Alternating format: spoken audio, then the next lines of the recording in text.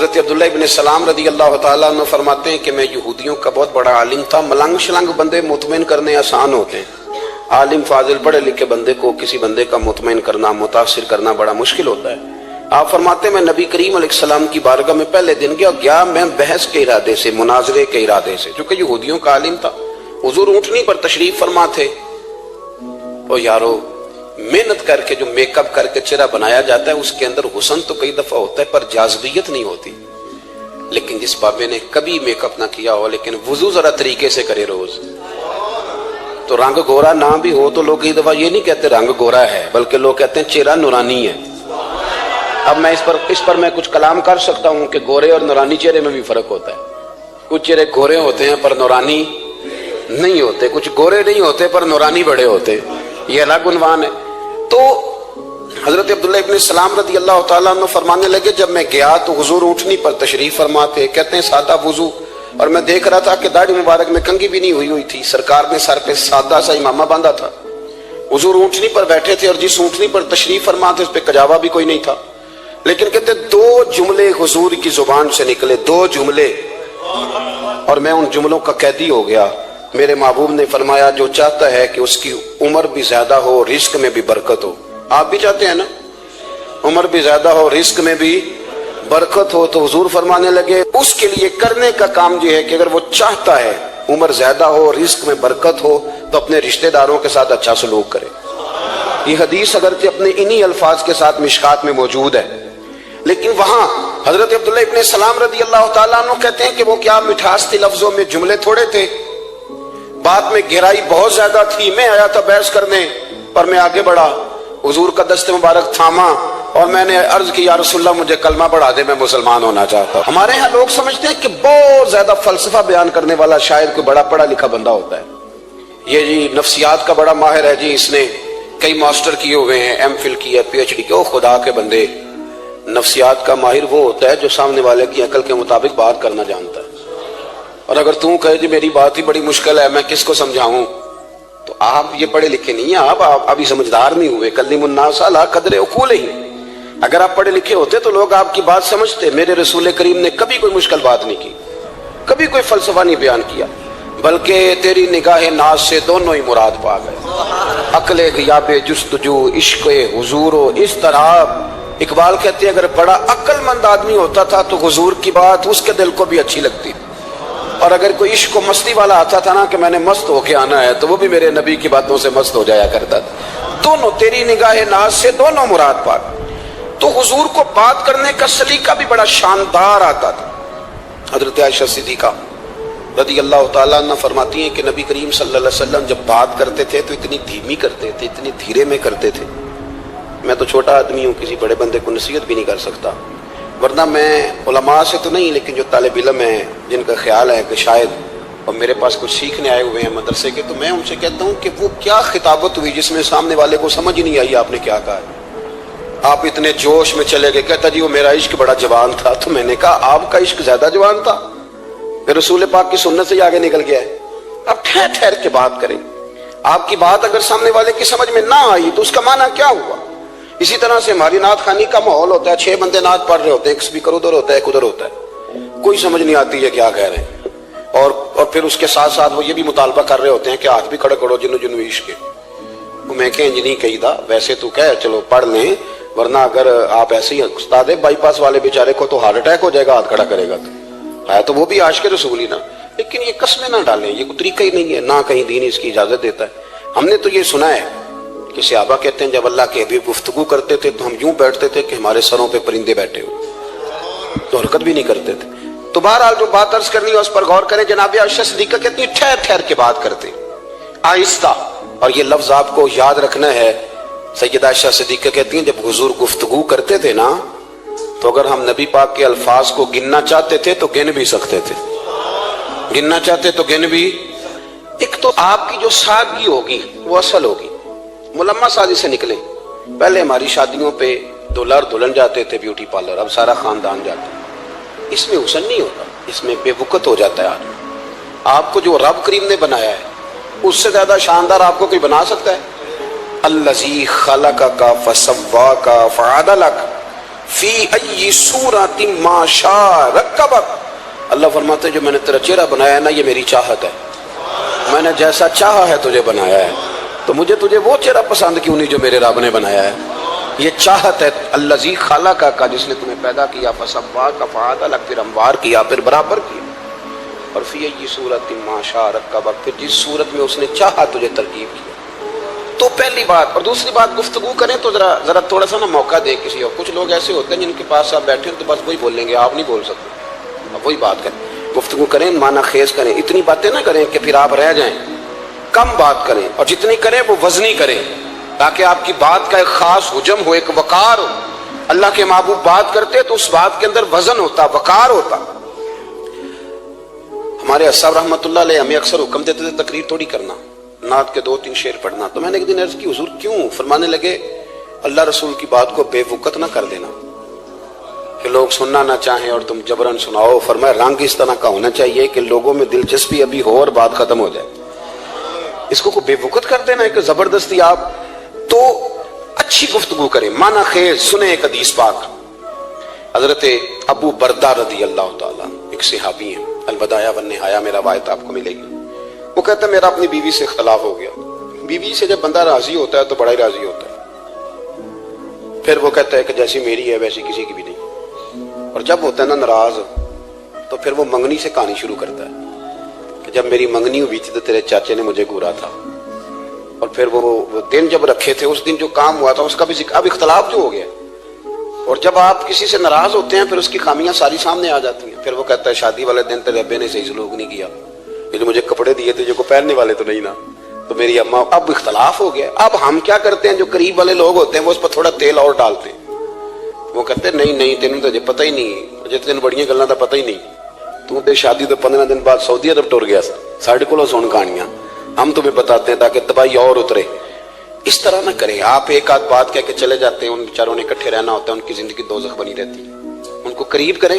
اللہ کے رسول تو کسی کا نکاح کرتے تھے تو میاں بیوی کے درمیان محبت کی دعا فرماتے تھے، تو وہ صحابی آئے تو اپنی بیوی سے ناراض تھے تو انہوں نے بات شروع کر دی، کہنے لگے یہ بھی کرتی ہے، یہ بھی کرتی ہے، یہ بھی کرتی ہے، یہ بھی غلطی ہے، یہ بھی غلطی ہے، یہ بھی کوتاہی ہے، بڑی باتیں سنائیں۔ اللہ نے کان کتنے دیے اور زبان، اس کا مطلب ہے سنگل بولنا چاہیے اور ڈبل سننا چاہیے۔ اب جتنا بولتے ہیں اس سے ڈبل سننے کا مزاج بنائیں، کیونکہ کان اللہ نے 2 دیے اور زبان سنگل بولیں اور ڈبل سنیں۔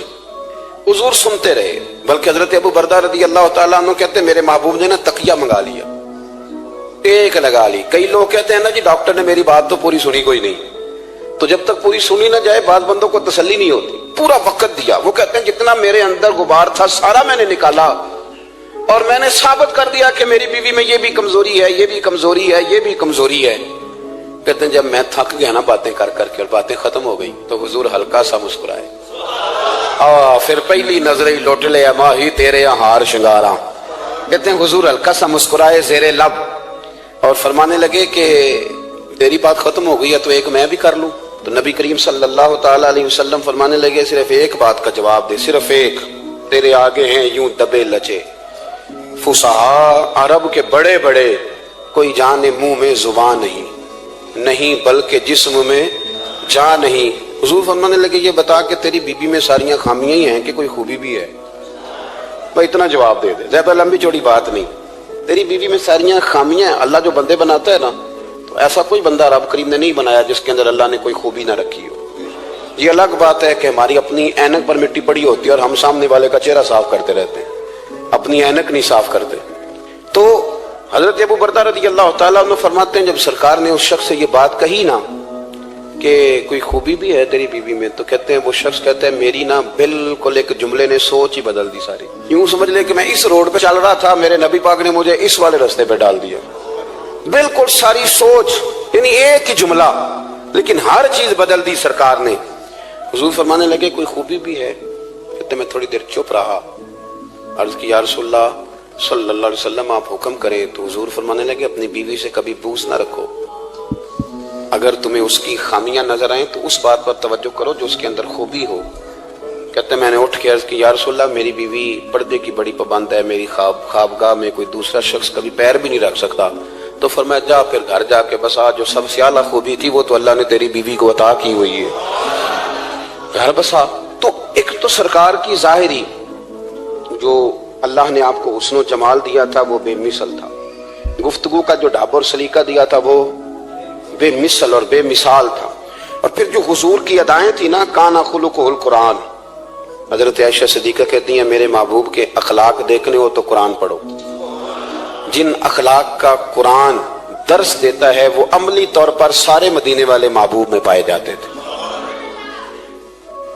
جو سب سے بہترین عادت تھی نا، بہترین ترین عادت، وہ اللہ نے میرے رسول کریم کو عطا فرمائی۔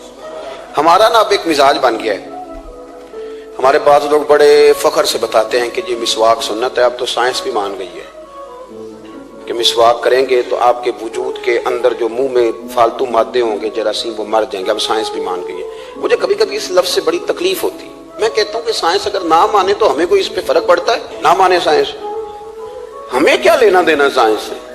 سائنس تو کبھی کچھ کہتی ہے پھر کبھی کچھ اور کہنے لگ جاتی، سائنس کا کیا ہے؟ سائنس کو منوانا ہماری ڈیوٹی۔ اس طرح کا دین نہ بناؤ کہ معاذ اللہ دین کو سائنس کا غلام کر دو۔ سائنس کل بھی رسول اللہ کی غلام تھی، آج بھی میرے نبی پاک کی غلام ہے۔ تو حضور کی جتنی ادائیں ہیں، جتنی، ایک کدو شریف ہے، حضور نے کدو استعمال فرمایا ہے۔ آپ چلے جائیں کسی بھی جگہ پہ، جس بندے کو بہت زیادہ بلڈ پریشر کا مسئلہ ہونا تو اب اس کو ڈاکٹر کہتے ہیں کہ کدو ملے تو اس کو استعمال کراؤ۔ تیزابیت حد درجے اختیار کر جائے اور اندر کا نظام سارا درم برم ہو جائے تو اس کو کدو استعمال کراؤ، اور آپ اس کی خاصیت دیکھ لیں۔ تمام سبزیوں میں سے تحقیق بھی سب سے زیادہ اسی پہ ہوتی ہے۔ میرے رسول پاک کا ایک طریقہ مبارک ہے، اور صحابہ کے اگرچہ سید الطعام گوشت ہے، کانوں کا سردار اسے کہا گیا، لیکن حضرت انس بن مالک رضی اللہ تعالیٰ عنہ فرماتے ہیں کہ درزی نے نبی پاک کی دعوت پکائی تھی، وہ درزی تھا، کپڑے سیتا تھا۔ آپ فرماتے ہیں کہ میں حضور کے ساتھ اس دردی کے گھر گیا تو گوشت اور کدو پکا ہوا تھا۔ فرماتے ہیں اگرچہ سردار گوشت ہی ہے پر نبی کریم نے نا گوشت کے ٹکڑے ہٹا کے نا تو اندر سے کدو نکال کے کھایا۔ حضرت انس بن مالک کہتے ہیں مجھے کدو پسند نہیں تھا، میں نے کبھی نہیں کھایا تھا، گھر میں ہوتا تو میں جھگڑا کرتا، پر آج حضور کی رغبت دیکھی نا تو کل نہیں پسند تھا پر ابھی مجھے کدو بڑا پسند ہو گیا، مجھے کدو شریف سے پیار ہو گیا۔ جو اعلیٰ ترین چیزیں تھیں وہ نبی پاک نے استعمال فرمائی، اعلیٰ ترین۔ زیتون کی افادیت کبھی کم ہوئی ہے 1400 سالوں میں؟ کبھی کسی نے کہا ہو کہ زیتون استعمال نہ کرو؟ کبھی اس کی افادیت میں، یہ امامہ میرے نبی پاک کی سنت ہے، سارے پڑھیے صلی اللہ، حضور کی سنت ہے نا یہ۔ کبھی کوئی بندہ ایسا آپ کو ملا ہو کہ اس نے امامہ باندھا ہو تو کسی نے کہا ہو رہن دے یار تینوں سونا نہیں لگتا؟ بندے سارے سونے تو نہیں نہ ہوں گے، میری بات کی سمجھ آ رہی ہے؟ لیکن امامہ کبھی کوئی آپ کو ملے گا ہی نہیں کہ اس بندے کے مزاج کے ساتھ یہ فٹ، یا اس کے چہرے کے ساتھ یہ فٹ۔ اینک آپ لے لیں بازار سے، چھوٹی بھی ملتی ہے بڑی بھی ملتی ہے، کچھ لوگوں کے چہرے پہ کچھ چیزیں نہیں سیٹ ہوتی، فٹ نہیں ہوتی، لیکن یہ سرکار کی چونکہ سنت ہے، اور اس کا اعزاز یہ ہے کہ نبی پاک نے فرمایا جمعے والے دن امامہ باندھ کے آیا کرو، جمعے والے دن امامہ باندھ کے آیا کرو۔ جو لوگ جمعے والے دن امامہ باندھ کے آتے ہیں اللہ کے فرشتے ان پر درود بھیجتے ہیں۔ لیکن امامہ شریف ہونا چاہیے، اپنی مرضی کا رومال نہ باندھ لیں، کم از کم 3.5 گز ہو، اور ٹوپی کے اوپر باندھا گیا ہو۔ اپنی مرضی کا طریقہ نہیں اختیار کریں، وہ جو شریعت نے حدود بیان کی ہیں اس کے مطابق چلیں۔ میری بات کی سمجھ آ رہی ہے؟ تو جو بات میں نے چھیڑی ہے وہ یہ ہے کہ اللہ کے محبوب رب کریم کی دلیل ہے۔ جتنا کائنات کے اندر حسن کوئی بندہ تلاش کرنا چاہے گا وہ مجبور ہو جائے گا اور اسے دروازہ رسول پہ جانا ہی پڑے گا، اسے نبی پاک کے دروازے پر اسے جانا پڑے۔ ہم کوشش بڑی کرتی ہیں سونے لگنے کی، بڑے بڑے لوگ روپ دھارتے ہیں بیچارے، بڑا کچھ کرتے ہیں، لیکن آپ کو لوگ سونا کہیں گے، نورانی نہیں کہیں گے۔ مجھے بڑی کر لیں، داڑھی روز بنائیں بے شک، لیکن فطرت داڑھی ہے، حسن ناراض ہو گیا۔ اور داڑھی بڑی سمجھدار ہے، کبھی عورت کے منہ پہ نہیں آتی، آتی مرد کے منہ پہ، مرد کے منہ پہ داڑھی آتی۔ چلے میں کوئی بات نہیں کرتا ورنہ میں تو حنفی ہوں، میرے امام صاحب تو اس بندے کی گواہی قبول نہیں کرتے جس نے داڑھی نہ رکھی ہو، وہ کہتے ہیں اس کی شہادت کچہری میں قابل قبول نہیں ہے، وہ تو قبول نہیں کرتے اس کی شہادت کو بھی۔ اب چلیں عوام سے ڈرتے ڈرتے کئی دفعہ کچھ باتیں نہیں بتائی جاتی پر باتیں ہیں تو صحیح نا۔ ایک بندے نے داڑھی مڈائی تھی تو جناب عمر نے مدینے سے بھی نکال دیا تھا۔ ان سانو کانے کوئی کہہ گیا کہ چنگی طرح نیک ہوے گا تاں رکھی تے روٹی ادن کھائی ہاں جدن چنگی طرح نیک ہو جائے گا، اس سے پہلے کیوں کھاتے ہو یہ قسم اٹھاؤ کہ پیسے اس دن پکڑنے ہاتھ میں جس دن چنگی طرح نیک ہونا ہے. کچھ لوگ کہتے ہیں میں اندر سے ٹھیک نہیں. تو اندر سے ٹھیک ہونا تیری ڈیوٹی نہیں, ظاہر ٹھیک کرنا تیری ڈیوٹی ہے, باطن تو رب کریم اپنی رحمت سے درست فرمایا کرتا ہے. تو جو تیرے ذمہ لگایا اللہ نے وہ تو کرنا, جو تیرے اللہ نے. ظاہری صورت سے ہوتا کیا ہے, سنو کیا ہوتا ہے. مولانا رومی نے لکھا ہے حضرت موسیٰ علیہ السلام کے زمانہ مبارکہ میں ایک شخص تھا, تو حضرت موسیٰ علیہ السلام کی نقلیں اتارتا تھا. آپ کی طرح لمبا کرتا پہنتا تھا, ہاتھ میں چھڑی پکڑتا تھا, تھوڑا غصے سے بولتا تھا, معاذ اللہ نقل اتارتا تھا. جناب موسیٰ کلیم اللہ علیہ السلام کی قوم کا جب غلبہ ہوا تو انہوں نے نکال دیا اس کو. تو نقلیں اتارتا ہے, وہ نکل گیا, شہر سے باہر نکال دیا. حضرت موسیٰ کلیم کہتے ہیں میں ایک دن کوہ طور پہ گیا ہوا تھا, تو رب کریم نے مجھ سے فرمایا کہ فلاں جگہ فلاں درخت کے نیچے میرا ایک دوست انتقال کر گیا ہے, اسے اٹھائیے, غسل دیجیے, کفن دیجیے, جو اس دور کا طریقہ تھا تدفین کر دے. حضرت کلیم علیہ السلام فرماتے ہیں میں اپنے حواریوں سمیت پہنچا, جب بندے کا چہرہ دیکھا تو حیران ہو گیا, یہ تو نقلیں اتارنے والا ہے, تو نقلیں اتارنے والا ہے. پر اللہ کے نبی رب کریم کے حکم کے آگے لایت اللہ نہیں کرتے. یہ نہیں کہتے کہ میری عقل میں نہیں آ رہا. اٹھایا, غسل دیا, کفن دیا, تدفین کر دی اس کو. جب دفن ہو گیا حضرت موسیٰ علیہ السلام کوہ طور پہ حاضر خدمت ہوئے اور بارگاہ عالی مرتبت میں عرض کرنے کہ مالک تو بے نیاز ہے, چارہ سوال تو نہیں, پر اپنی تسلی کے لیے مالک یہ فرمائیے کہ وہ تو نقلیں اتارتا تھا. تو رب کریم نے فرمایا موسیٰ بات یہی ہے, پر میں نے اسے نا مرتے وقت ایمان نصیب کر دیا. وہ آپ کا کلمہ پڑھ کے دنیا سے گیا ہے اور توبہ کر کے گیا ہے, تو مالک اتنی کرم نوازی کیوں ہوئی؟ تو رب کریم نے فرمایا موسیٰ جب وہ تیری طرح بن سور کے نکلتا تھا نا, تیری ادائیں اپناتا تھا, تو مجھے پیارا ہی بڑا لگتا تھا, وہ پیارا لگتا تھا. یارو دیکھو نا ترمذی شریف میں حدیث ہے, میرے رسول پاک علیہ السلام نے فرمایا میرا امتی جب سفید داڑھی لے کے قبر میں جائے گا نا, داڑھی اور وہ بھی سفید, تو رب فرشتوں سے فرمائے گا اسے عذاب نہ دینا, یہ میرے محبوب کی سنت سفید داڑھی لے کے آگے, مجھے شرم آتی ہے اسے عذاب دیتے. آپ بات کو سمجھے کہ یہ حضور کی سنت کا اعزاز جو اللہ کی بارگاہ میں, رب کے حضور جو سنت کا اعزاز اس لیے کہ کائنات میں سب سے اعلیٰ ترین جو کام تھا وہ کیا ہی میرے مصطفیٰ کریم نے. اعلیٰ ترین عمل نبی پاک کا, اعلیٰ ترین, اور طریقہ مبارکہ میں حسن اور جاذبیت. اور آپ اندازہ کر لیں ہم لوگ پٹری سے اتر جاتے ہیں, مرضی کرتے ہیں, ہمارا مزاج ہے جتنا مرضی کو کہے کہ الکوہل والی خوشبو استعمال نہ کریں, اور ہم کوئی نہ کوئی دلیل نکال کے لے ہی آتے ہیں. لیکن خوشبو اس دور میں بھی اتنی بکتی ہے جس کی حد نہیں, اور لوگ اپنی اپنی ضرورت کے لیے اس کو استعمال ہے. ان 1400 سالوں میں 1450 سالوں میں ایک دفعہ بھی ایسا نہیں ہوا کہ یہ کاروبار کہیں ٹھنڈا ہوا ہو. حرم شریف اللہ آپ کو لے جائے تو مسجد نبی میں سونے کی دکان کے ساتھ خوشبو والی دکان ہوتی, یعنی اتنا مہنگا کاروبار ہے کہ جتنا کرایہ سونے کی دکان والا دے رہا ہے اتنا ہی خوشبو کی دکان والا دے رہا ہے. اتنا مہنگا یہ کاروبار ہے. ایک دن بھی اس کام کی اہمیت کم نہیں ہوئی. اور رسول کریم نے کیا فرمایا, صحابہ کہتے ہیں 3 چیزوں سے کبھی منع نہیں کرتے تھے. کوئی تکیہ دیتا تھا تو قبول کرتے تھے, کوئی بندہ اگر حضور کو دودھ پیش کرتا تھا تو نبی پاک قبول کرتے تھے, اور اگر کوئی شخص حضور کو خوشبو دیتا نا تو حضور جلدی قبول فرماتے تھے. یہ مزاج تھا. تو جو اعلیٰ ترین چیزیں تھیں ان کو میرے رسول کریم صلی اللہ علیہ وسلم نے کیا, ہمیں کر کے دکھایا. ہمارا ظاہری حلیہ, آج بھی اہل عرب لمبا کرتا پہنتے ہیں, آپ لمبا کرتا پہن لیں, حیا کے زیادہ قریب ہے. کھلا لباس حضور پسند کرتے تھے, یہ شرم و حیا کے زیادہ قریب ہے, اس کے اندر انسان کا پردہ زیادہ ہے. وہ ساری اعلیٰ قسم کی صفات جن سے ایک آدمی متصف ہو سکتا ہے اور اپنے آپ کو سجا سکتا ہے, اپنے معاملات کو ٹھیک کر سکتا ہے, وہ ساری رسول پاک نے ہمیں عطا فرمائی. ایک حضور کا طریقہ مبارکہ تھا کہ سامنے والے جتنے لوگ حضور کے دائیں بائیں رہتے تھے ان کا خیال کرتے تھے. ہم تو خیال رکھواتے ہیں نا اپنا کہ سارے مل کے میری عزت نہیں کرتا, تو میری, تو میں کہتا ہوں کہ یہ تو یہاں اپنی عزت کی بھیک مانگی ہے یا آپ نے لڑائی کر کے عزت لی ہے. ایسا نہ کریں, آپ عزت دینی شروع کر دیں, اللہ آپ کو سکون عطا کر دے.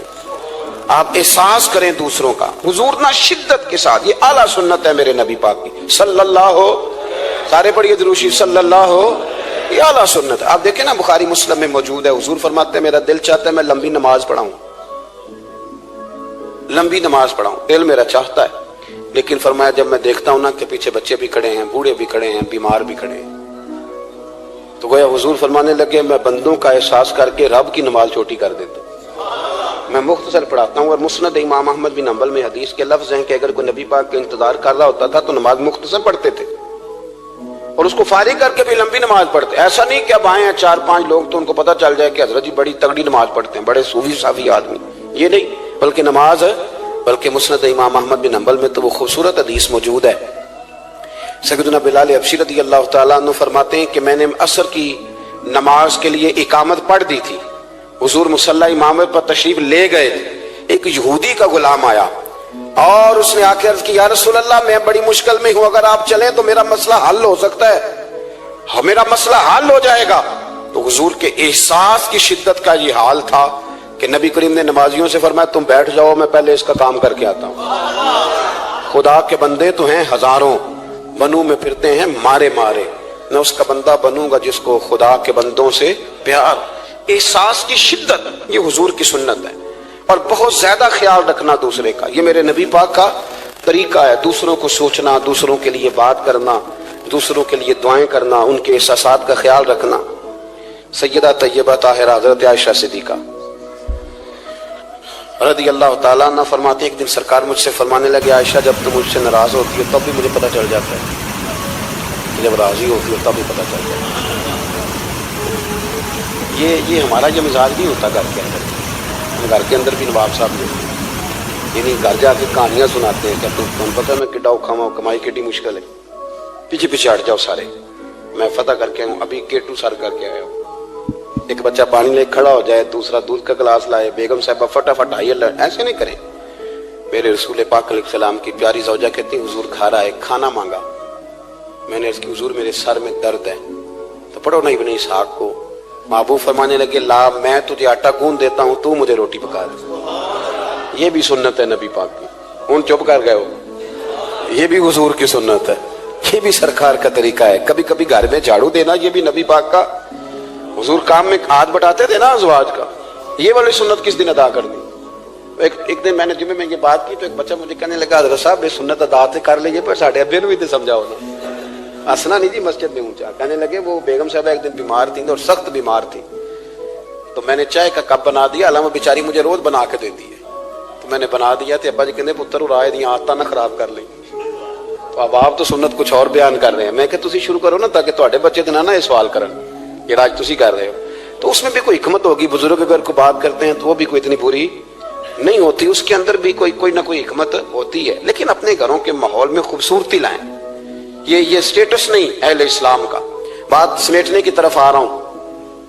حضرت عائشہ صدیقہ رضی اللہ تعالیٰ عنہ فرماتی ہیں حضور فرمانے لگے کہ جب تم راضی ہوتی ہو تب بھی مجھے پتہ چل جاتا ہے, اور جب ناراض ہوتی ہو تب بھی. تو میں نے کہا یا رسول اللہ صلی اللہ علیہ وسلم وہ کس طرح. آنکھیں میں نے کھول لی, حضور کس طرح. تو دیکھو نبی پاک سامنے والے کے جملوں کا بھی احساس کرتے, خیال کرتے کہ سامنے والا کہاں سے بات کر رہا ہے. اللہ کے محبوب فرمانے لگے تمہیں اگر کبھی قسم کھانی ہو نا, تمہارا مزاج ہے قسم کھانی پڑے اور تم مجھ سے ناراض ہو تو پھر تم کہتی ہو مجھے ابراہیم کے رب کی قسم, اور جب تم راضی ہو اور قسم کھانی پڑے تو کہتی ہو مجھے محمد مصطفیٰ کے رب کی قسم. تو جناب عائشہ کہتی ہیں میں زبان سے ہنس رہی تھی اور آنکھیں میری آنسو برسا رہی. میں نے کہا محبوبہ اتنا خیال کرتے, یہاں تک آپ کو احساس, یہاں تک پتہ ہوتا ہے, یہاں تک. میرے رسول کریم علیہ السلام لوگوں کا احساس کرتے, خیال کرتے, شوق پیدا کرتے, وارفتگی ہوتی. کئی دفعہ حضور فرض نماز پڑھ کے گھر چلے جاتے, تھوڑی دیر کے بعد آتے مسجد میں نماز پڑھ لیتے. کئی دفعہ قاضی اعجاز مالکی رحمۃ اللہ علیہ اس کو لکھنے کے بعد اس کی شرح میں فرماتے ہیں اصل بات یہ تھی کہ حضور جب تک مسجد میں رہتے تھے صحابہ ادباً بیٹھے رہتے تھے, تو حضور فرماتے میں جاؤں گا نہیں تو یہ بھی نہیں جائیں گے. تو سرکار گھر تشریف لے جاتے تاکہ لوگ اپنے اپنے کام میں لگ جائیں, اور پھر حضور واپس آ جاتے. احساس ایک تو اپنی ظاہری وضاحت میں سادگی لائیں. ہماری بہت ساری مشکلات کی اصل وجہ یہ ہے کہ تکلف بڑا بڑھ گیا, بڑا تکلف بڑھ گیا. ہم کوشش کرتے ہیں دوسروں کے برابر جانے کی, ہمیں کیا ضرورت پڑی ہے دنیا سے مقابلہ کرنے کی. ہم نے تو اللہ رسول کی رضا کے اندر اندر رہنا ہے, اور دنیا میں سب سے بہترین شخص وہ ہے جس کے پاس مال تو ہے پر لالچ کوئی نہیں. اپنے آپ کو پیچھے لائیں. دوسری بات یہ کہ اپنی گفتگو بڑی صاف ستھری کریں, سادی کریں, اس کے اندر کوئی تکلف نہ برپا کریں, بات سامنے والے کی عقل کے مطابق کریں. اور تیسری بات یہ کہ اپنی عادات میں, اٹھنے بیٹھنے میں, چلنے پھرنے میں اپنا تھوڑا سا خیال کریں. اور ایک بات اور آپ کو عرض کروں, یہ آپ کو زیادہ دیر محنت نہیں کرنی پڑے گی. اگر تھوڑا سا وقت آئے اپنے آپ کو دے دینا. اقبال کہتے ہیں अपने मन में डूब कर बाजा सुरागे जिंदगी, चल तू अगर मेरा नहीं बनता ना बन, अपना तो बन, अपना तो बन। थोड़ा अपने ऊपर भी तो मेहनत कर ले कि सारी जिंदगी दूसरों की सलाह करते रहना। दोस्त कोशिश करे अपनी आदत पे 2, 4, 5 हफ्ते के लिए मेहनत करे ताकि आदतें संवर जाएं, ताकि तबीयतें बदल जाएं। एक हदीस पढ़ता हूं और अपनी बात को समेटता हूं। मेरे रसूल करीम सल्लल्लाहु ताला अलैहि वालिहि वसल्लम ने फरमाया कि अगर अल्लाह अखलाक को चेहरा देता ना, ये जो आदत होती हैं, और आदत से मुराद सिर्फ मीठा बोलना नहीं बल्कि लालच ना करना भी खुल्क है, थोड़े पे राजी रहना भी खुल्क है, सच बोलना भी खुल्क है, गीबत से बचना भी असल अखलाक ये है। मीठा तो कई दफा लोग अपने मतलब के लिए भी बोल लेते हैं, वक्ती तौर पर काम निकालने के लिए भी बोलते हैं। तो हुजूर ने फरमाया कि अगर खुल्क को अल्लाह तबारक व तआला चेहरा अता करता तो कायनात में सबसे बेहतरीन चेहरा उसने अखलाक का होता, सबसे अच्छा और खूबसूरत। और फरमाया अगर बदखुल्की को अल्लाह चेहरा देता तो बदसूरत तरीन चेहरा इसका होता। इसका क्या माना हुआ कि अगर हमारा किरदार अच्छा है, सोच अच्छी है, लोगों के बारे में नजरिया अच्छा है, एहसास है, तो फिर हमारे अंदर दुनिया का सबसे खूबसूरत इंसान मौजूद है। लेकिन अगर हमें अपनी जात के अलावा शायद नजर ही कोई नहीं आती, हम खुद गर्ज हैं, झूठ बोलते हैं, गीबत करते हैं, बदनिगाही करते हैं, लोगों के बारे में बदगुमानी करते हैं, किसी को हकीर समझते हैं, जात पात के चुंगल में उलझे हुए, तो फिर हमारे अंदर एक बदसूरत तरीन शख्स बैठा है। जितनी मर्जी कंगी करें, जितना मर्जी आप अपने आप को सवारें, अंदर की बदसूरतियां जा सकती नहीं। तो कोशिश फरमाएं कि अल्लाह हमें अखलाक का आला जो है वो विज़न अता करे, आला शऊर अता करे। अल्लाह ताला मेरी और आपकी हाज़री को मुस्तजाब फरमाए। आखिर दावा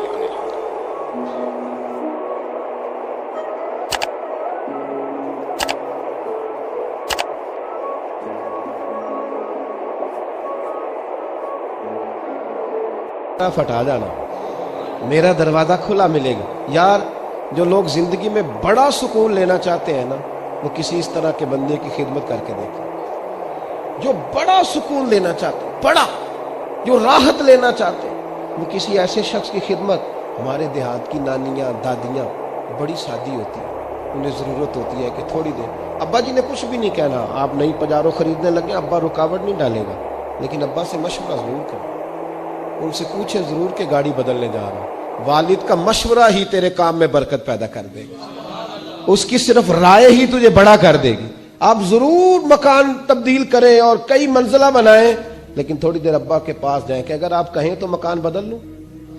इसलिए कि वालिद का सिर्फ मशवरा नहीं होगा, उसकी दुआएं भी तेरे साथ होंगी। ये इनफिरादियत तुझे मिलेगी सादे लोगों के साथ, ऐसे लोगों के साथ जो, बल्कि इमाम यूसुफ साली ने तो एक बड़ी खूबसूरत बात लिखी है। कहते हैं एक हुजूर का पेंडू था, हुजूर फरमाते थे ये हमारा देहाती और हम इसके शहरी हैं। आप किसी को पेंडू कह दें उसे भी गुस्सा आता है। मैंने भी देखा एक नौजवान बड़ा नाराज था दूसरों से, क्या हुआ, कहता सब मुझे पेंडू कहते हैं। मैं कह यार तू मिन्नू कह, मैं अल्हम्दुलिल्लाह पेंडू हूँ, मेरे अब्बा जी भी पेंडू हैं, मेरे दादाजी भी पेंडू हैं। पेंडू होना कोई माज़ अल्लाह ताला बुरी बात है, इसमें क्या कबाहत है। अरब का तो रिवाज था कि जब बच्चा पैदा होता था तो अच्छी आबो हवा के लिए गांव में भेजा करते थे। मेरे महबूबे पाक भी हजरत हलीमा सादिया के गांव में जाके रहे हैं। ये अजीब बात है भाई, जितने शहर आबाद हैं ये सारे देहातियों ने ही आबाद किए, सब ने। ये अलग बात है कि शहर में आकर पढ़ने वाले भूल गए किसकी माँ ने कितना जेवर बेचा था, भूल गए लोग। अब वो कहते हैं हम तो रईस आजम से शुरू से ही। थोड़ा पीछे पलट के देख, तेरे होश ठिकाने आ जाएंगे। जरा पीछे पलट के देख कि तू क्या था और आज तू कहां खड़ा है, फिर देख तेरा मियार सोच का बदल जाएगा, फिर जरा तेरी तबीयत। हुजूर फरमाते हमारा देहाती है, हम इसके शहरी हैं। अब उसने देखा हुजूर की बारगाह में कई लोग तोहफे लेके आते हैं और नबी पाक तोहफा कबूल फरमाते और बल्कि फरमाते थे दिया भी करो लिया भी करो, मोहब्बत में इजाफा करेगा, मोहब्बत में इजाफा करेगा। बहुत सारे सहाबा तहाइफ लाते, वो गरीब आदमी था, दिल बड़ा करता था। उन्होंने पता क्या करना शुरू किया, उधार चीजें खरीदते दुकानदारों से। कहते यार सुनना सदका नहीं तोहफा है। हुजूर तनावुल फरमा लेते, जब देखते ना खा लिया है सहाबा ने भी, तो कहते हुजूर दुकानदार के पैसे भी देने, हुजूर वो भी जरा अदा फरमा दें, भेजे किसी को। तो हुजूर फरमाते मैंने कहा था ला का, हुजूर कहा तो नहीं था पर खाया तो है ना आपने तनावुल तो फरमाया है ना। यार हुजूर फरमाते क्यों लाए, मुस्कुरा के पूछते, मुस्कुरा के पूछते। कहते यार सुनना इसलिए कि सारे लाते हैं, मैं गरीब हूं, नहीं मेरे पास पैसे, अब लाने तो है ना। तो تو مہربانی فرمائے پیسے حضور بھیجتے جناب ابو بکر صدیق، فرماتے جا اس دیہاتی کے پیسے دے یا۔ حضرت ابو ہریرہ کہتے ہیں جب حضور غم امت میں پریشان ہوتے تھے نا تو ہمارا دل کرتا تھا کاش آج وہ آ جائے، وہ آئے گا تو حضور کو ہنسائے گا، دل کرتا تھا آج وہ آ جائے۔ کہتے ہیں ایک دن نبی کے، یہ مسند امام احمد بن حنبل میں بھی موجود ہے، فرماتے ہیں ایک دن وہ بازار میں کھڑے نا، مدینے کے بازار میں کھڑے کچھ خرید رہے تھے۔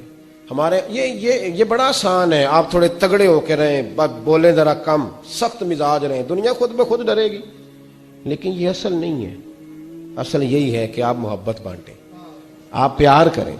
ٹھیک ہے فضولیات اور لغویات سے بچنا چاہیے، لیکن اس طرح کا معیار بنا لینا کہ اپنے بھی کوئی بات نہ سنا سکے، کوئی قریب ہی نہ آ سکے، کسی کو یہ طاقت ہی نہ دینا کہ وہ اپنا آپ کے ساتھ مل کے کوئی اظہار محبت کر سکے، یہ معیار نہیں ہے۔ ایک دن وہ چوک میں کھڑے کچھ خرید رہے تھے تو اللہ کے حبیب تشریف لائے، حضور نے نہ دیکھ لیا کہ انہوں نے نہیں دیکھا حضور کو، نبی کریم پیچھے سے تشریف لائے دبے پاؤں۔ کبھی دیکھا ہے کوئی مرید کے ساتھ اس انداز میں چوکوں میں اس طرح پیار کرے؟ محبوب پیچھے سے آئے اور آنکھوں پہ ہاتھ رکھ دیا، فرمایا بوجھ بھلا میں کون ہوں، بتا بھلا میں کون ہوں، بول۔ حضرت ابو ہریرہ کہتے ہیں انہوں نے نا اپنی کمر پیچھے کی اور حضور کے علم نشرہ کے سینے سے رگڑنے لگے، عرض کرنے لگے یا رسول اللہ آپ تو 7ویں گلی سے گزرے تو پتہ چل جاتا ہے میرے حبیب گزر رہے ہیں۔ حضور یہ کوئی بھلائی جانے والی چیز ہے؟ تو 7ویں گلی سے، 7ویں، اور حضور مجھے کوئی بھلا سکتا ہے؟ مجھے؟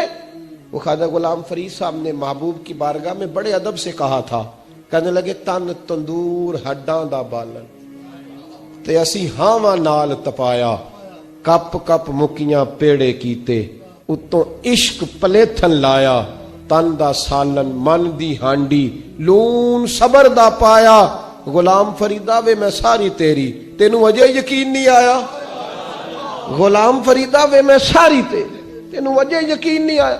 نبی کریم کی پشت سے رگڑنے لگے اپنی پشت، حضور کے علم نشرہ کے سینے، حضور 7ویں گلی سے گزرے تو پتہ چل، حضور نے محبت فرمائی۔ یہ پیار، کبھی کبھی اپنے نوکر کو بھی ساتھ بٹھا کے کھانا کھلا لیا کر، کبھی کبھی نا کبھی بلا لیا کر، وہ جو مزدور ہوتا ہے نا مزدور، اس کے ساتھ کبھی بیٹھا کر، نیچے اتر کے اللہ سکون عطا کرے گا، تو بیٹھا کر اس کے ساتھ، جس کے ہاتھوں کو گریز لگی ہے اسے کہا کر آپ پہلے تیرے ہاتھ دھوئیں پھر مل کے روٹی کھائیں، آیا بیٹھا کر کبھی ان لوگوں کے بیچ بیٹھ تاکہ تیرے کردار اخلاق سمر جائیں۔ محبوب پاک نے نا ہاتھ تھاما اور محبت کرنے لگے اور یوں فضا میں ہاتھ بلند کر کے فرمایا یہ میرا غلام ہے، میں نے بیچنا ہے، کسی نے کوئی خریدے گا؟ چوک تھا نا، غلام بکا، کوئی خریدے گا؟ پہلے محفل میں ہنسی تھی، خوبصورتی تھی، جب کہا نا کوئی خریدے گا تو محفل میں درد آ گیا، سوز آ گیا، صحابی نے رونا شروع کر دیا۔ محبوب نے فرمایا دیوانے روتے کیوں ہو؟ عرض کی حضور نہ رنگ ہے نہ روپ ہے، نام تک نہیں لکھنا آتا، میری کیا قیمت ہے، کون خریدے گا؟ جب ان کی آنکھوں میں آنسو آئے تو حضور بھی روئے، ان کا سینے کے ساتھ سینہ ملایا اور محبوب فرمانے لگے رونا بند کر، جسے میں بیچوں وہ اللہ کی نظر میں بڑا قیمتی ہوا کرتا ہے، اللہ کی نظر میں بڑا قیمتی ہوتا ہے، بند کر رونا۔ قرآن تیری رحمت کا دیوان نظر آیا، آقا تیری صورت تیری سیرت کا انبان نظر آیا، مازاج ہیں آنکھیں تو والشمس ہے تیرا روح ناصر، قرآن کے چہرے پہ قرآن نظر آیا، قرآن کے چہرے پہ قرآن نظر آیا۔ اپنا معیار زمانے سے جدا رکھتے ہیں ہم، تو محبوب بھی محبوب خدا رکھتے ہیں، اور ہم سب اس بات پر اعتقاد رکھتے ہیں کہ حضور اپنے غلاموں کو یاد رکھتے ہیں۔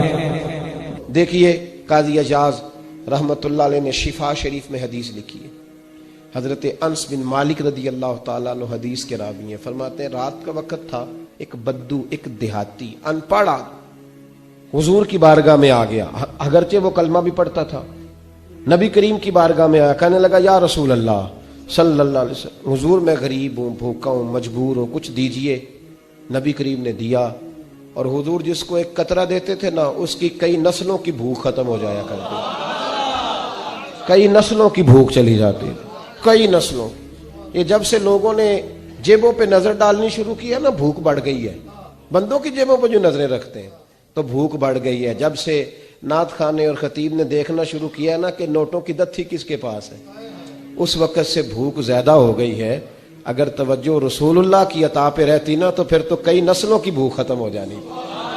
भूख बढ़ती है जब लोगों पे तवज्जो रहती है। करो मदह अहले दवल रजा और पड़े इस बला में मेरी बला, मैं गदा हूं अपने करीम का, मेरा दीन पारा है ना नहीं।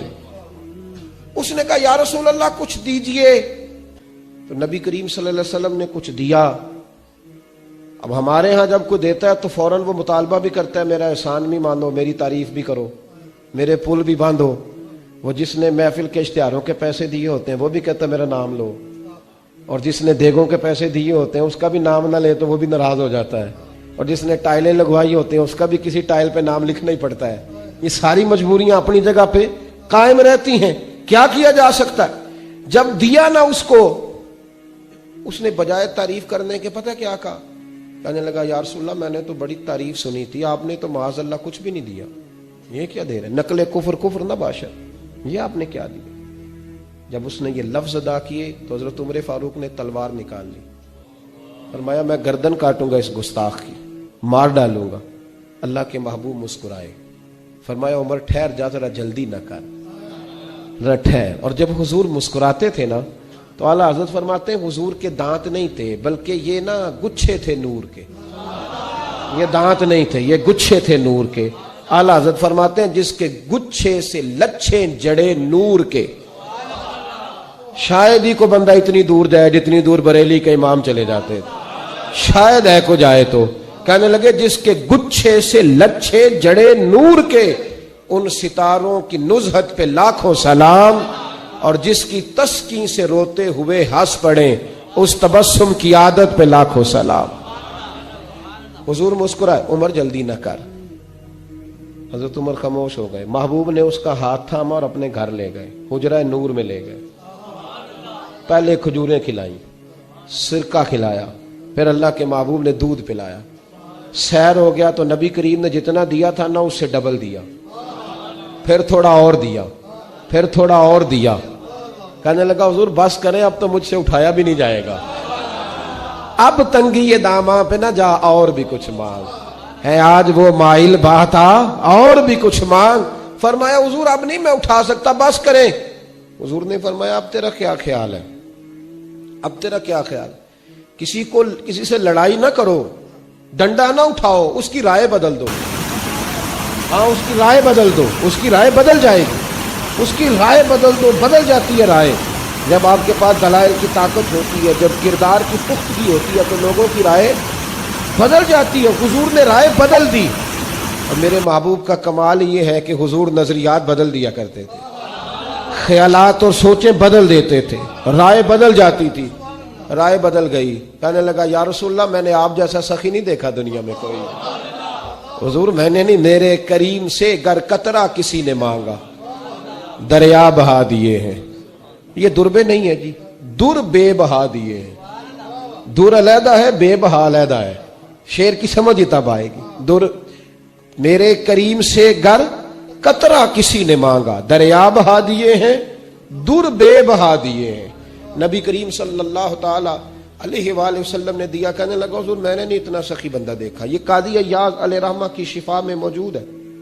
ये साहिब सीरत हल्बिया ने बितफसील लिखी है रवायत। हुजूर फरमाने लगे राजी हो गया, बद्दू था अनपढ़, राजी हो गया। कहने लगा जी बड़ा। फरमाया ये जो बात तूने अभी अभी कही है कि मैंने आप जैसा सखी कोई नहीं देखा, ये मेरे सहाबा के सामने भी कह दोगे? मेरे सहाबा के सामने ये कह दोगे? जरा बड़ा हाजिर है कि मेरी बात सुनना, कह दोगे? हुजूर कह दूंगा। तो हुजूर फरमाने लगे पता क्यों कहलवा रहा हूं? जब तूने कहा था ना हुजूर नहीं देते तो उनके दिल टूट गए थे। जब तू कहेगा ना कि महबूब बड़ा ही देते हैं तो वो राजी हो जाएंगे। जब तू कहेगा ना कि हुजूर बड़ा देते हैं, सखी हैं, तो वो राजी हो जाएंगे। इसका मतलब है उस जमाने में भी जब को कहता था ना नहीं देते तो दिल टूटते थे, और जब कहता था ना बड़ा देते हैं तो दिलों में रोशनी पैदा हो जाया करती। तो वहां से बात चली आ रही।